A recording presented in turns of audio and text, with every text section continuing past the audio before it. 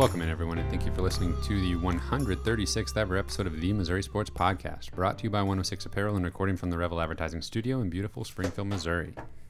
I'm one of your hosts, Cameron Albert, alongside my good friend and fellow Mizzou fan, Kyle DeVries. How are you doing today, Kyle? I'm doing great, Cameron. How are you? I'm doing well. What'd you think of that national championship game? That was disappointing. Pretty much anything was disappointing after that Final Four game. Yeah. With UCLA and Gonzaga, but that was a surprising outcome. I would say that was probably like the last thing I thought was going to happen was a Baylor blowout. Yeah, same. The Final Four game between UCLA and Gonzaga was incredible. Yeah. And obviously the finish was just cherry on the top for sure. So, literally, probably 50 billion people have already said this, but it's literally like what you practice in the driveway or like at the end of practice or whatever you're doing when you just like have a basketball and it's like, oh, count me down, and you make that buzzer sound. And he did it in the biggest game of his life so far. Yeah. Do you think they just kind of expended all energy and spirit into that game and they were just tired? Yeah, I mean, potentially like 2 days after just like pouring it all out on the court in an overtime game in the biggest game of your life. Yeah. And Baylor just slept walk through their game pretty much. Yeah. Well, that was the thing when I was watching, because I watched obviously Baylor Houston, and it looked like the exact same game against Gonzaga. Mm-hmm. Like you could have just swapped the Gonzaga players with the Houston players, and it was the exact same thing. They were throwing the ball around, turning it over. Their guards looked like they hadn't seen real defense all season. Yeah, that was wild. And Baylor is not like a top 5 defensive efficiency team this season. They're like in the 20s. Their rating improved throughout the course of the tournament. They were scrappy. Yeah. Gonzaga couldn't hold on to the ball. I know. The And whole that's game. exactly what Houston looked like. They looked like they were sped up. They looked like they were nervous every time they touched the ball. Also, Baylor pretty much made every shot they took, which helped. That certainly helps. But I was surprised to see Gonzaga melt down like that a little bit, but Baylor earned it. Yeah. They were fun to watch. I do feel like they were, I don't know. I feel like maybe Baylor was kind of doing that thing where like they're going to play such physical defense that you just won't be able to call all the fouls on the perimeter, especially. And so they just had hands everywhere. That had to have been super annoying for the Gonzaga and Houston guards. But you saw it with Quentin Grimes in the Houston game, like just like making bad passes, turning the ball over at midcourt, and then Jalen Suggs was doing some of that for Gonzaga as well. I just kept thinking they were going to get back into it. Even halfway through the second half, I was like, this game's not over. Like, yeah, they cut it to 9 at one point, and I was like, okay, like there's something going on here. And then it was 20, like a minute later. I'm like, okay, what happened? I was like, well, that was that probably. Yeah. And Baylor actually did cool off to some extent, at least from 3, but they were still just making enough of them to not let Gonzaga get back in it. And Gonzaga was just cold from outside. It was literally a repeat of the Baylor-Houston game. Yeah, I wasn't too thrilled with it. I thought it was kind of ugly, but also I was rooting for Gonzaga for my bracket. I was that close. We did it. We did it. We did it, everyone. We stopped Cameron from winning again. So close. So the 3 of us actually did quite well, all things considered. Producer Cameron, you were one of 2 people in the whole bracket group to have picked Baylor, so you got second place. I was there in third. And Kyle, your entry was 5th. So I think we represented ourselves pretty well in there among the listeners. But we have to give a shout out to Parker. He was the champion of the Missouri Sports Podcast Tournament Challenge group. And we were thinking about like pretending like we don't know Parker just for fun. But we actually do know Parker. He's one of our friends in real life, not just on the podcast. So it is kind of bittersweet. I mean, it's even worse for me, like somebody that I know that I like compete with in other things like video games and stuff. He won, but got to give him his due. We'll send him a shirt and some stickers. Congratulations, Parker. We're proud of him. We're proud of him. He did a great job picking Baylor. Yeah, we had a lot of entries, a lot of funny funny bracket name. So thanks to everybody that participated, and hopefully you'll do it again next year. And we had a lot of fun. The next highest finisher that was not one of us and not the winner, Parker, was also someone named Cameron. So shout out to Cameron. And his bracket name was Rosberg's Up and Under. It's a beautiful thing. Yeah, took me back, and man, we could have used Rosberg, that like conference play Rosberg, or like that second half of conference play Rosberg his senior season. We could have used that pretty much any time since then as well. Or against Norfolk State. Yeah. Wow. It doesn't even seem like it was this, like watching the that was a little violent. I'm sorry. You can't just like throw that on us out of nowhere. Just like it would have been perfect though. It's exactly what we needed against Norfolk State. True, that's true. Watching the national championship game and even the Final Four, it's always like this is the same event that Missouri participated in. Feels like a year ago that Missouri was playing Oklahoma. Did they play in the same court that Missouri played in? I think they played in one of those Lucas Oil courts that looked exactly like the same court Missouri played on. Surely. Same like atmosphere. Yeah. Probably so. Yeah, it's not, I guess not typically, they don't typically play the early games on the exact same setup that they're going to play the Final Four, but. Well, it's quite a large building, so I'm sure that they. Well, I think they probably did this year because, yes, producer. Yeah, I was just thinking, and I guess I could probably look it up, but they probably could have had courts on both sides of. They did. Have games going at the same time. Wow. Just actually, like I saw basketball days. I saw a tweet that Houston, I believe, I think it was their Elite Eight game, or maybe it was after they advanced to the Final Four, they were having their congratulations on the court, and the other game was getting started literally on the other side of the curtain from where they were. It was like all the lights were off on their section. They were kind of walking off the court with their trophy and whatnot. And that makes sense. You don't have to like set everything up. It's just like ready to go. Yep. Yeah. Cool. Interesting. Cool. Okay. Yeah. Congratulations, Parker. You won the group. I'll be back next year. Now, you won't all be out to get me, so I don't have to worry about that. Don't have a target on your back anymore. Exactly. But will we still believe in your takes though? You better. After Abilene Christian beat Texas, I think that's all the backup I need. So system was validated. Yeah. Before we get into the week's Mizzou news, don't forget, if you're just listening to us, to check us out on YouTube. Even if you don't want to watch us there, we appreciate you subscribing. And if you are watching on YouTube, leave us a comment and a like on the video. That is appreciated. And also don't forget to check out our Patreon page so you can see how you can interact with us even more. And that is patreon.com/Missouri Sports Pod. Patreon.com/Missouri Sports Pod. Kyle, we talked about Amari Davis last week. He has some fellow new additions to the Mizzou basketball roster. We went through who we thought maybe Mizzou was targeting. Some of them they were, maybe some of them they weren't. And Missouri has already struck out maybe on a couple guys that we thought they were in on. The staff would probably tell you that if they didn't get their guy, then it wasn't really a priority to them.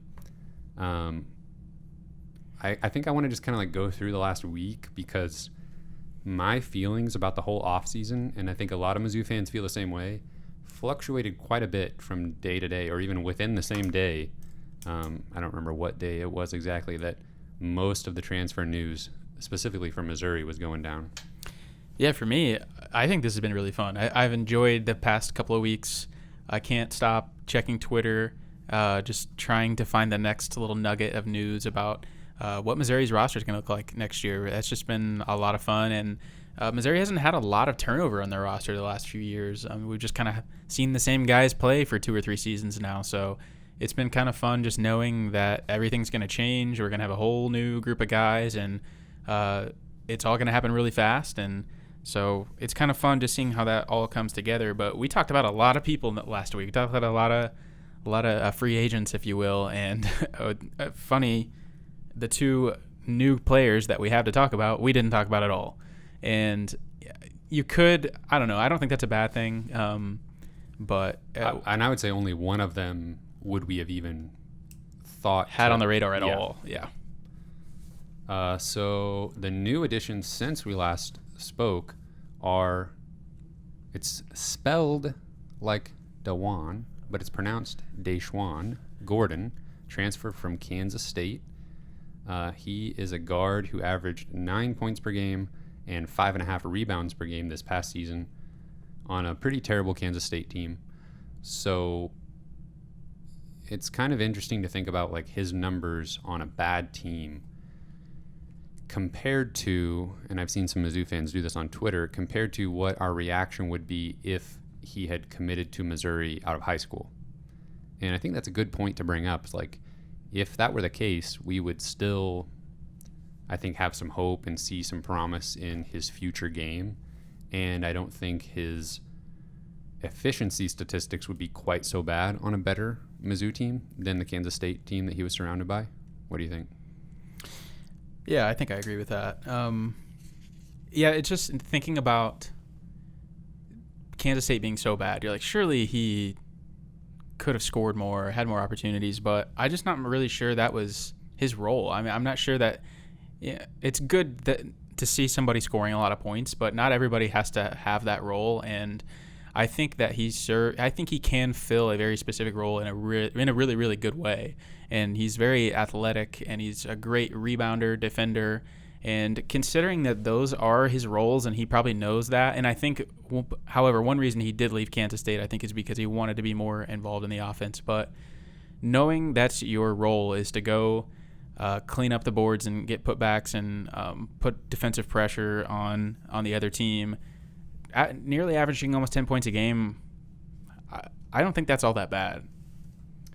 I would agree. And I think the more I dug into his numbers and watched a little bit of, even though it was highlights, watched some film on him, the more I saw, the more I liked, and the more I thought actually he would have been a pretty big contributor potentially on this past team, even though obviously the team needed shooting desperately, and he doesn't really provide that, but just an athletic finisher and rebounder.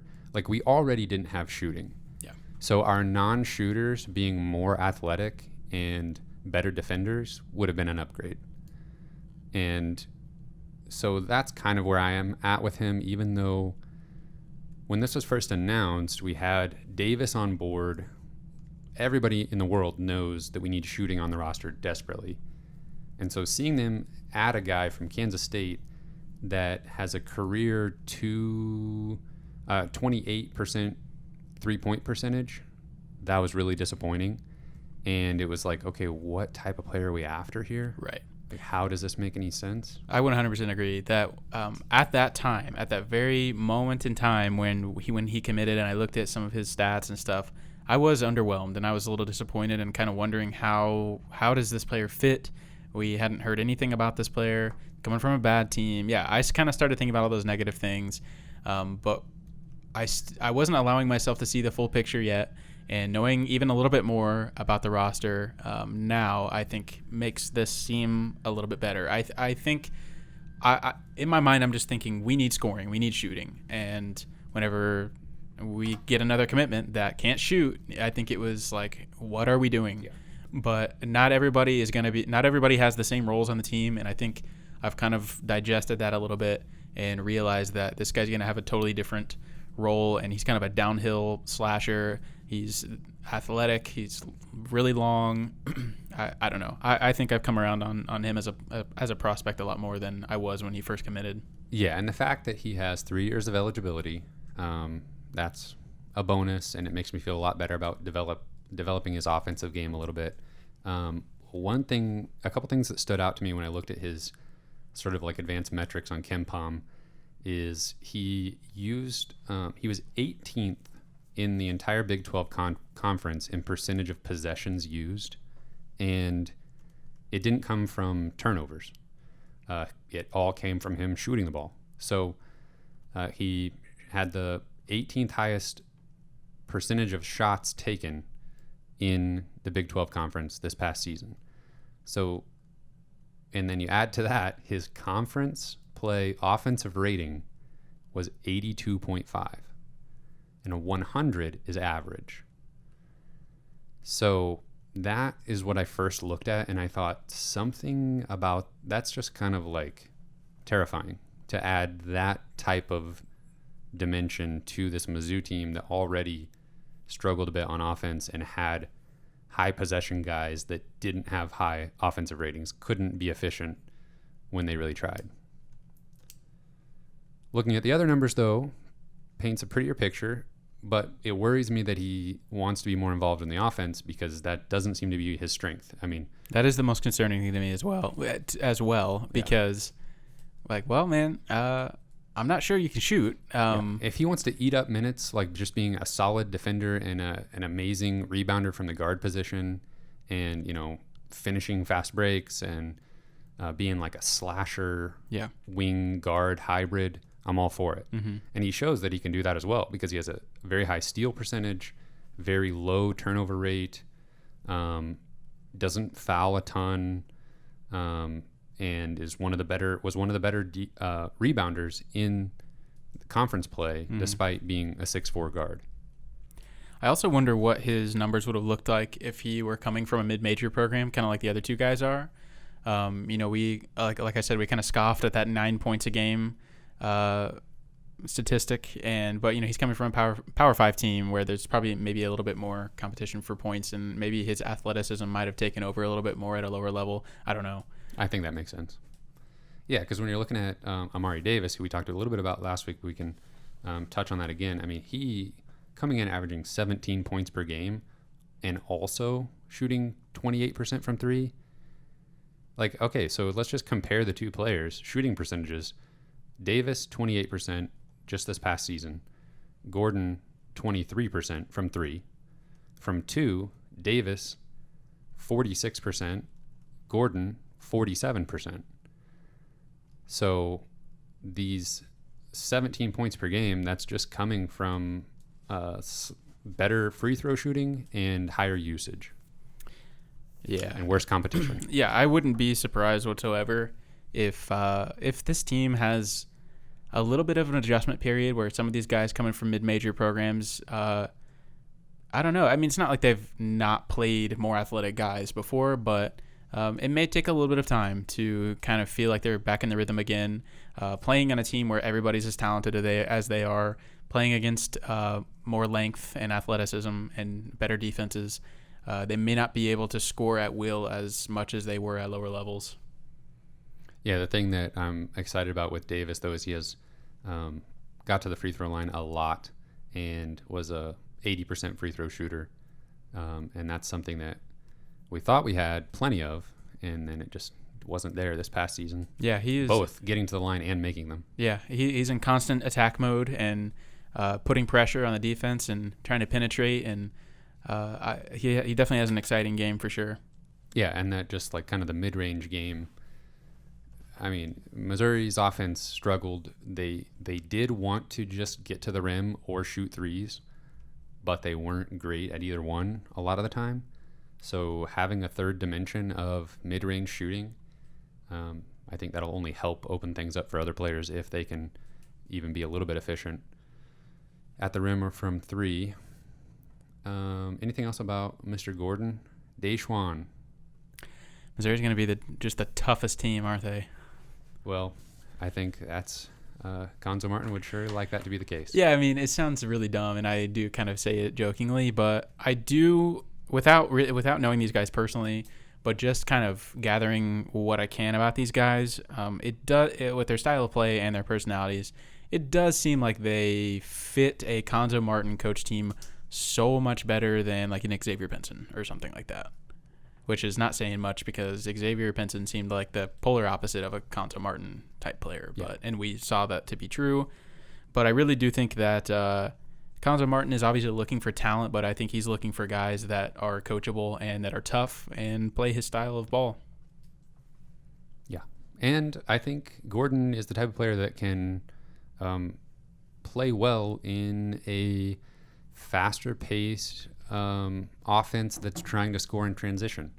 I mean, if you can kick the ball ahead to him and he can just try to take it to the hole with his athleticism, and we saw at times where like a player like Pinson and Drew Smith, they were kind of having to finesse it a little bit in those situations, and a player like Mark Smith or Javon Pickett, they just didn't have the finesse or the athleticism a lot of the time They just get blocked. Make it work. Yeah. I did notice that Amari Davis, coming from Green Bay, they had like a sub 300 tempo. So I wonder if he's going to enjoy playing a little faster tempo. And that's another thing to think about just with Missouri's offense. I definitely think Xavier Pinson was a massive factor in Missouri's tempo being way faster this year than it has been in the past. I wonder if that will continue without him. I can only hope so. And since you mentioned it, I looked up Kansas State, and they were 308th in adjusted tempo. Yep. So two players that I think will enjoy playing a little bit faster pace. Okay, so if you're listening to this and you're a Mizzou fan who, when this news came out, wasn't very happy with how the roster was shaping up, I was right there with you. I thought we needed shooting. We haven't gotten any except potentially some mid-range shooting from Davis, and we were going to have to rely on freshmen a lot, but there were still spots to be filled. And I have to say, I was trying to withhold judgment until we got a few more spots filled. And thankfully, I didn't have to wait long before Jarron Coleman, but from now on, he will be known as Boogie Coleman. That's great name. That's his chosen moniker. So we landed Boogie Coleman from Ball State, and he is very much the type of player that I was hoping Missouri would land. I had seen his name just like as an announcement type of thing, and we were just, it happened just a little bit too late as far as like a little bit of buzz for us to be talking about him last week. But actually, I thought it was kind of hilarious that you and I were like texting back and forth, and we were like, before he announced he was going to Mizzou, it was like, okay, maybe this is a name to look at. We were getting way too excited, way too fast at the prospect of him being a Missouri Tiger, to where it got to the point where I actually forgot that he hadn't committed yet. And I was like really getting pumped up, and I was like, okay, yeah, this makes sense. Like, I like how this fits into the rest of the roster. And then you said something about like, oh, we're probably getting too excited and he won't even come here. And I was like, oh my gosh, he hasn't even announced yet. And I've already got him like penciled into the lineup. Yeah, we did get a little carried away, didn't we? But we just had that feeling in our hearts. I guess so. Sometimes you just know. So thank goodness he actually did commit to Mizzou, and he hopefully will bring his almost 14 points per game, 5 rebounds per game, and 3 assists per game over from Ball State. If he brings that, then we'll be in really good shape. Yeah, Coleman, clearly the most intriguing prospect of the three that we've landed so far to me, just because of his versatility he brings and his ability to score. That's something that Missouri fans we've wanted, and we've just been looking for that, a pure scorer, a pure shooter, and that seems like something that Coleman can absolutely bring to the table. He's athletic and long. He's not like, I would say he's not as athletic as DaJuan Gordon, but he's still very long, gets to the basket well. He's incredibly versatile. Yeah, a much more efficient player on offense. He did only play in 13 games this past season, but in those 13 games, he made 31 of his 73 three-point attempts. So that's 42.5% on almost 6 three-point attempts per game. I will take that 10 times out of 10. Yeah, that's enough for me to think that it wasn't a fluke. Yeah, that was an uptick from his freshman season at Ball State, where he shot 32.5%. But it seems sustainable with that kind of getting that many shots up and getting that many to fall. I don't think is a fluke. And even if that ticks down a hair to like 39, 40%, I would not expect him to shoot over 40%. Right. I would do some unseemly things to get some Mizzou players to shoot 40% from three this coming season. So he finished his sophomore season at Ball State with an offensive rating of 106, so notably above average there. The type of player he is, though, is just incredibly intriguing because before I actually saw any highlight tapes of him or anything like that, I just went over to the Ball State KenPom page and I was trying to figure out, how they used him exactly, because when you look at his efficiency numbers, he's using a ton of possessions, 12th most in the conference that he played in, the 5th highest assist rate, the 9th highest three-point percentage, the 24th best block percentage on defense, the 22nd best defensive rebounding percentage. So he's doing everything. He's contributing in every meaningful way, and he's 6'5", 205. And when I look at their team page, he's listed. So for those of you that don't know, KenPom doesn't actually know what position players are listed at. It just uses algorithms to try to figure out what position they probably play based on the minutes distribution and stuff like that.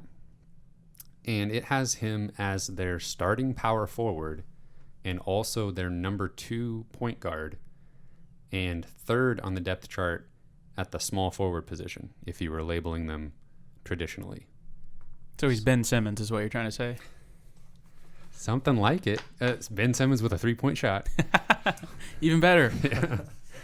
So, yeah, immediately I thought, this guy's bringing the ball up plenty, but also is like the second biggest guy on the floor for them a lot of the time.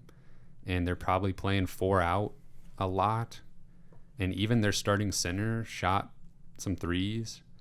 So Ball State was playing an interesting type of offense this past season that probably would have been fun to watch a little bit. And also, I got to mention the fact that the number 1 guy at small forward and one of the better players on this Ball State team was senior guard KJ Walton.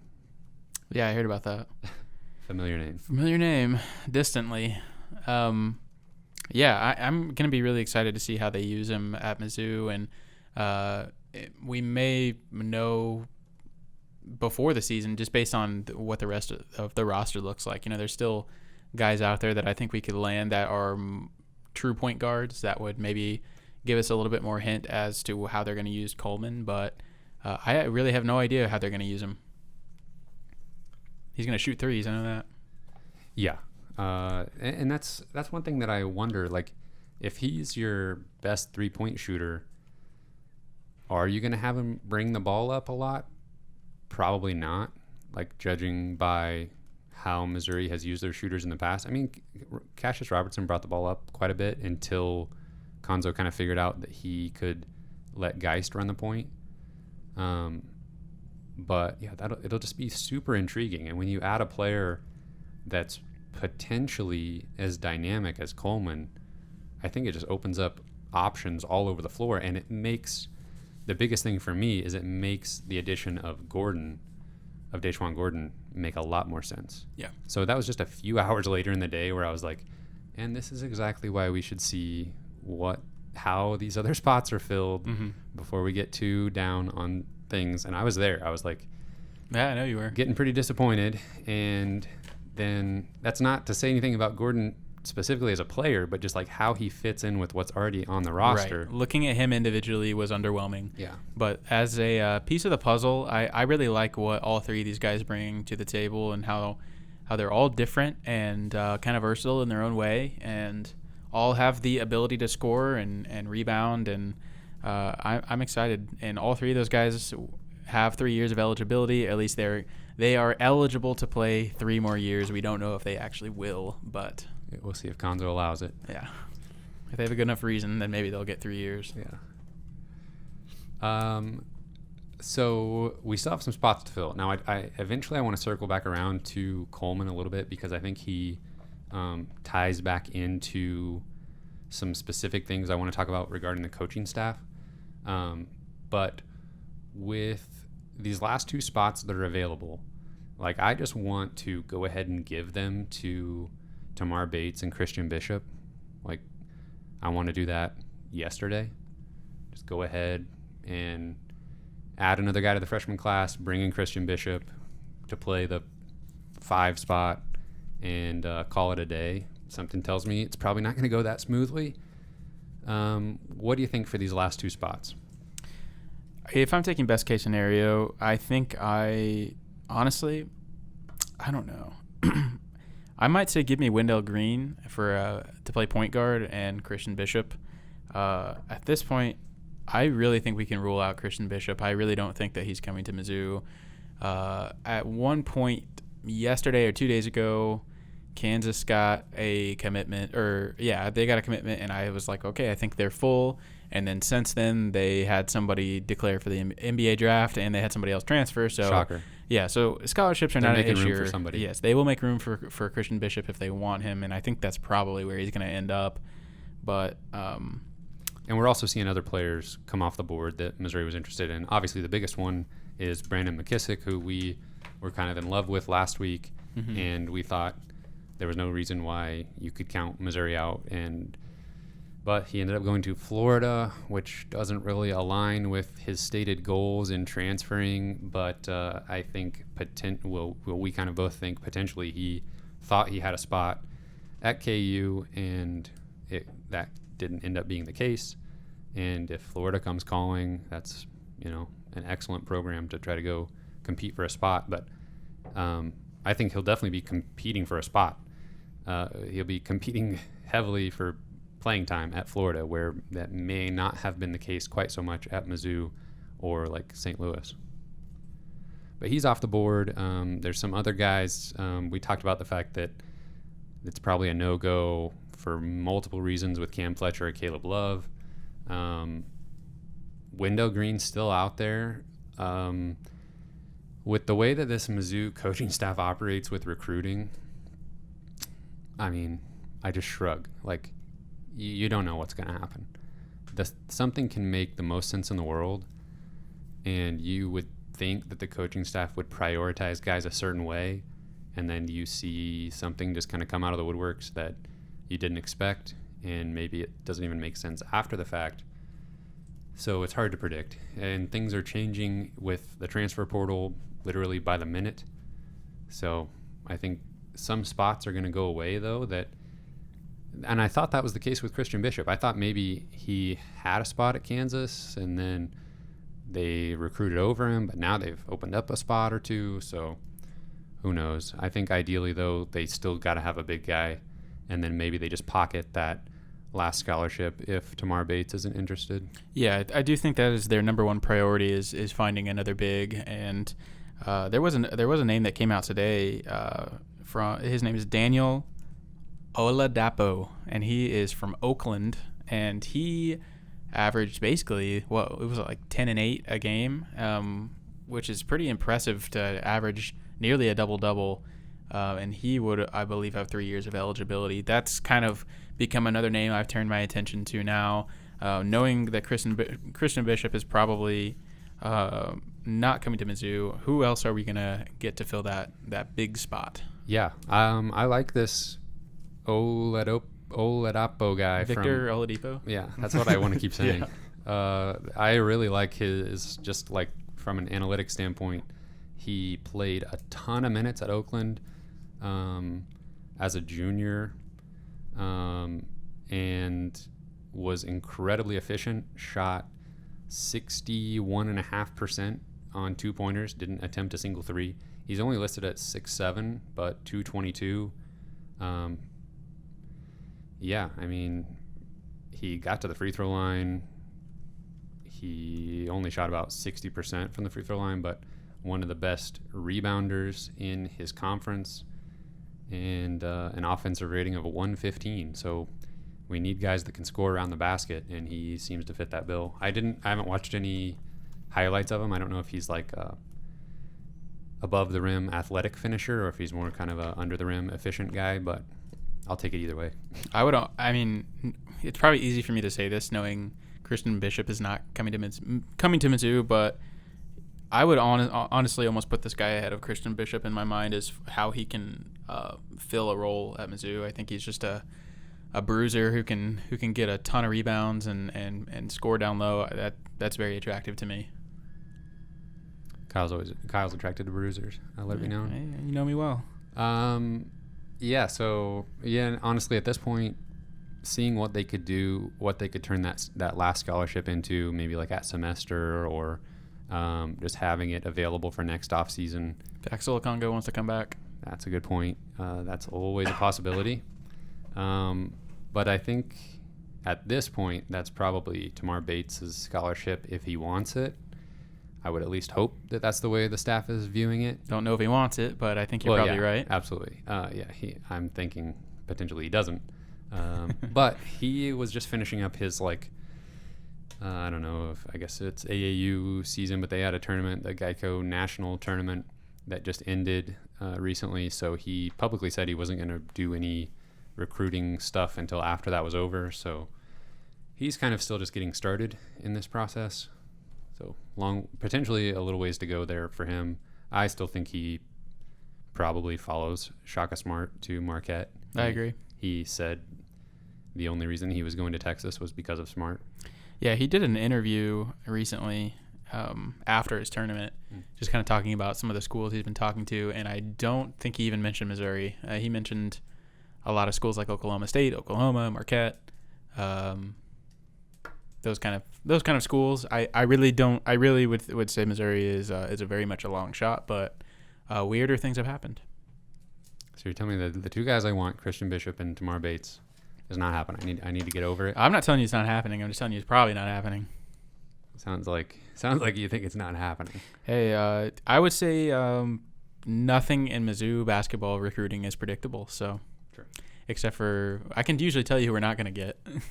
Well, that's what I'm at. That's why I feel like you've got it figured out here. Well, just like the idea that whoever ends up on the roster, we probably don't even know their name right now.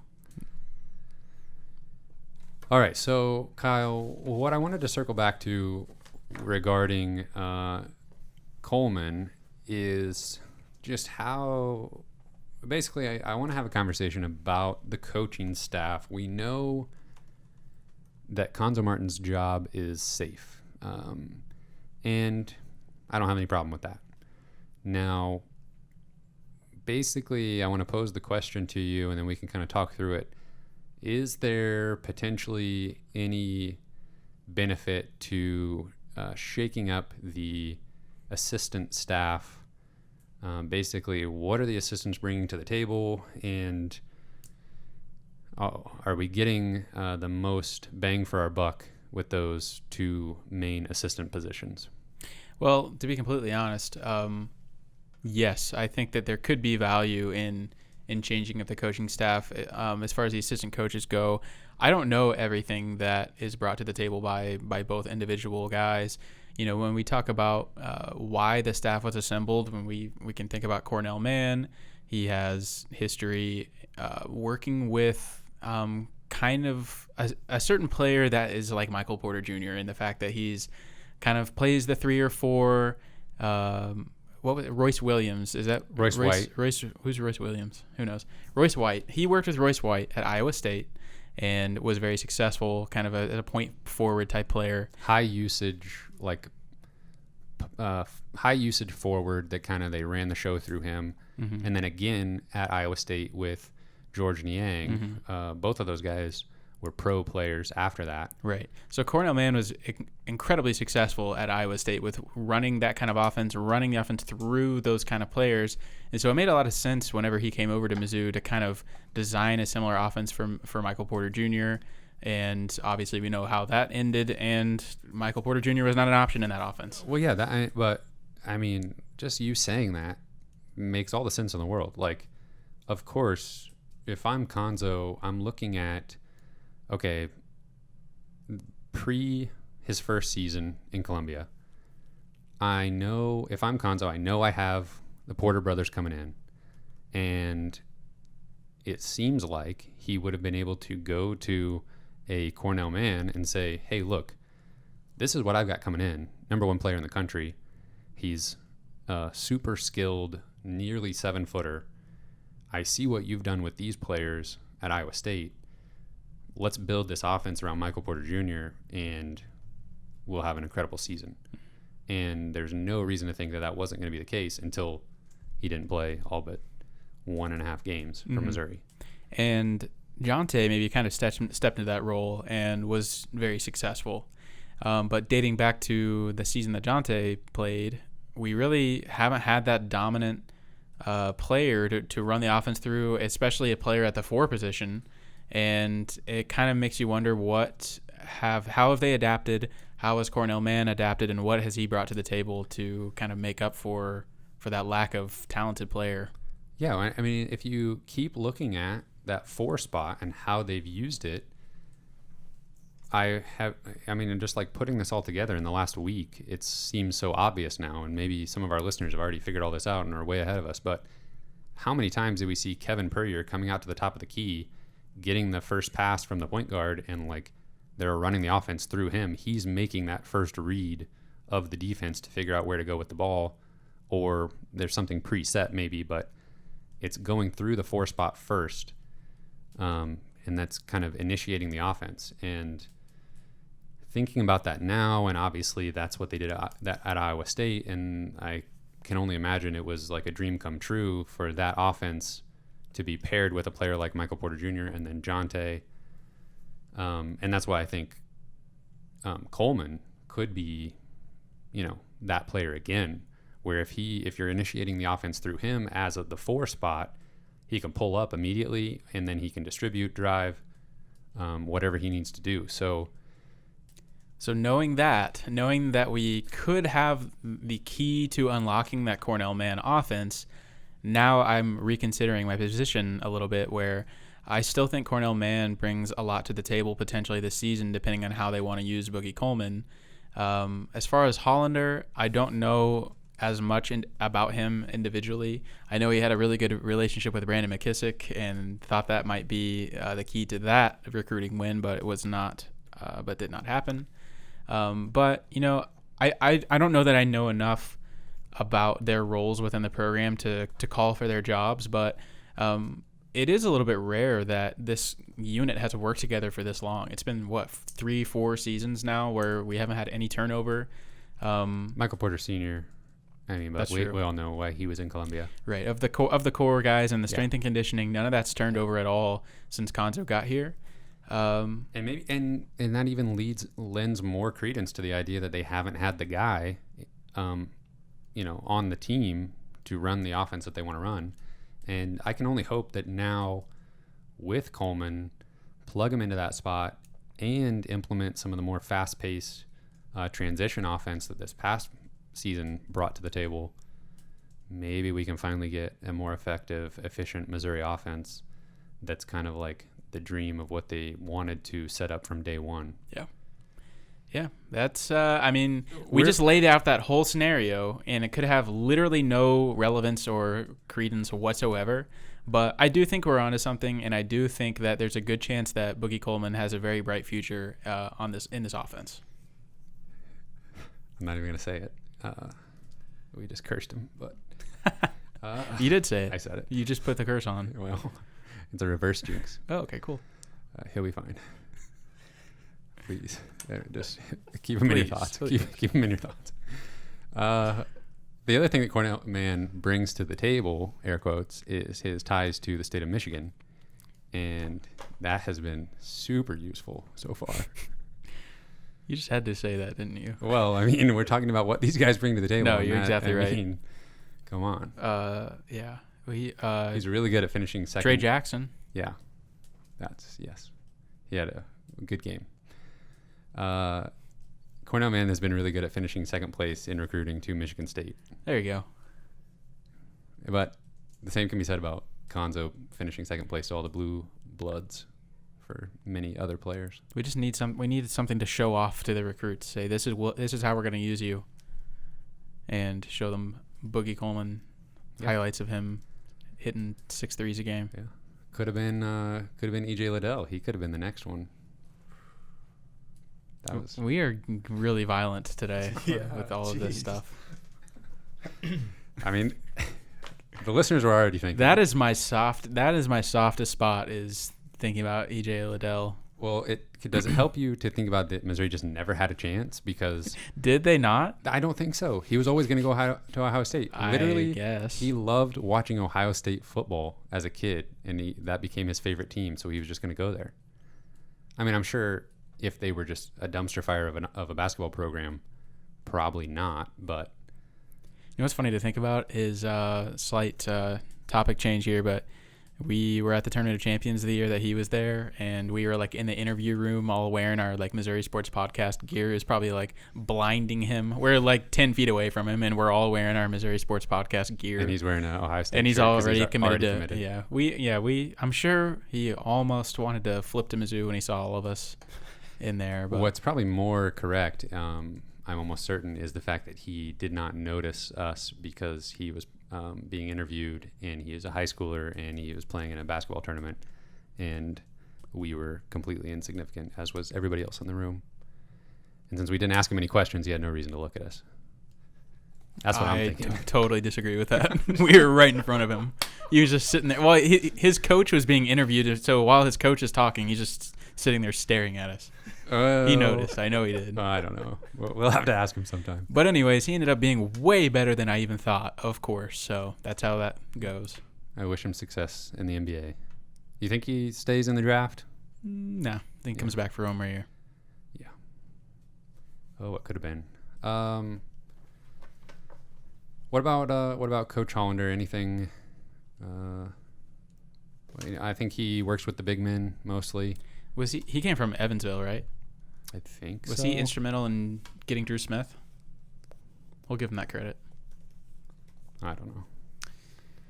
We just mostly wanted to like put the pieces of the puzzle together with Cornell Mann and the 4 spot and Coleman and the Porter brothers. Well, it's a theory. It's all making sense. Yeah. We've been connecting the dots with like yarn and like have pictures on the wall. So yeah, but it's all coming together. So in theory, this is going to be the year. Plug Coleman into that point forward, run the offense through him. What I really want to ask you is, how is Missouri's offense kind of recover from Drew Buggs transferring? I don't know if they ever will. Honestly, he's in the portal. Will he follow Mark Smith to Kansas State? That was another one of those guys that I could have imagined potentially returning to Mizzou at one point. Was that another casualty of didn't have a good enough reason? Did he just want to transfer and play somewhere else? I don't know what the scenario is there, but interesting. Well, and I thought that this whole past season they were kind of like, if I was watching a TV show of the Mizzou basketball team, then like a scripted show, then they're like setting up this character Drew Buggs to like come back for another season and then like be on the staff and like, you know, be a graduate assistant and all kinds of stuff. Like that was his character arc that I had in my head for his time in Columbia, and obviously that doesn't seem to be happening. I thought it made sense for him to want to come back to Mizzou because he could potentially have a bigger role next year. I think he had more in the tank than he showed us this year. I think he just knew that there were other guys on the team that had bigger roles, and so he just chose not to shoot very much and stuff. I think that he could have scored more if he wanted to. I'm not saying that would have been a great thing for Missouri's prospects of winning games, but I definitely thought that he might want to come back, and maybe he was told not to come back. Who knows? We'll never know. Yeah, but I mean the way that he did play a lot of minutes in the game versus Oklahoma. Yeah, and the way that the players like referred to him as Coach Buggs, I just thought, you know, like, I don't know. I thought maybe that he coach on the floor. Yeah, he was destined for that like move to the bench and sit next to the coaches after his playing days are over. Maybe you will somebody else. Perhaps.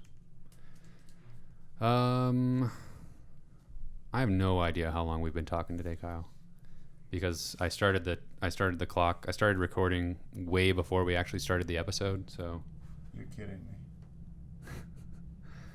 We may not have any video for this episode now that we look up at the camera, but I think it's full. It looks like the memory card's full. Going audio only this week. Yep. I'm sure producer Cameron will have to come up with something creative for the YouTube video on this one. Congratulations. You just like play video of a completely different episode and just Like the lips don't match at all. and everybody's just like, man, the audio and the video is just not syncing up. It's because we're saying entirely different words. Just loop the like 10 minutes we got for the whole episode. There you go. I'll find some like royalty-free stock photos of like the players that we talk about and stuff that you can like throw up on the screen during the appropriate segments. See how that goes. I hate it. Did we get everything out that we needed to talk about this week? I think so. It's exciting times. It is. It's fun. Yeah, and at some point we need to like actually take stock of the full 2020/21 basketball season. But with the rate that news is coming out, and we have to like keep up with the roster, who's in, who's out. We'll have time to talk about that stuff. Yeah, like it'll slow down at some point, Yeah. and then we'll be wondering what we're going to talk have about. an actual off season to get through all this stuff. But it is exciting. I enjoy talking about it very much. I hope everybody enjoys listening about it as much. Congratulations, Parker.